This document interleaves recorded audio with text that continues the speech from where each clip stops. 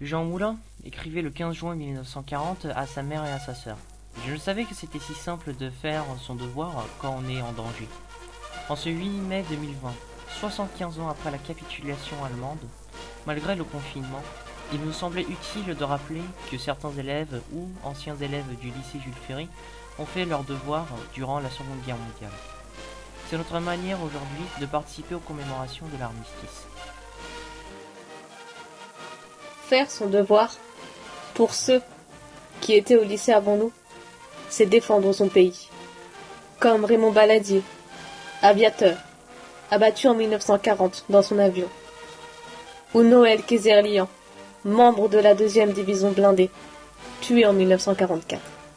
Faire son devoir, ça a été pour beaucoup d'entrer dans des réseaux de résistance, parfois sous la conduite de leur professeur de physique-chimie.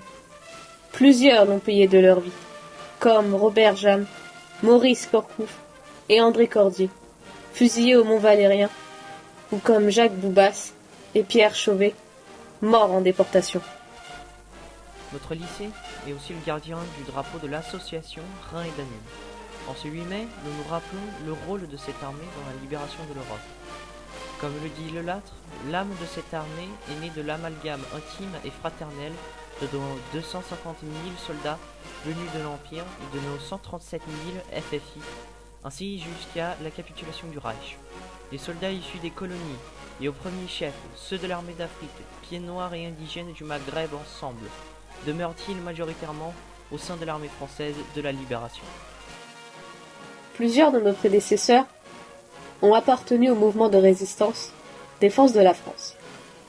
Le journal de ce mouvement écrit: à l'origine, la résistance a été essentiellement un refus de ce que semblait imposer l'intelligence. Devant une écrasante défaite, une seule attitude paraissait rationnelle: se rendre à l'évidence, accepter le fait accompli. La résistance a pris l'attitude exactement inverse: le refus de la défaite, la volonté de forcer le destin. C'est aussi cela pour nous, commémorer le 8 mai.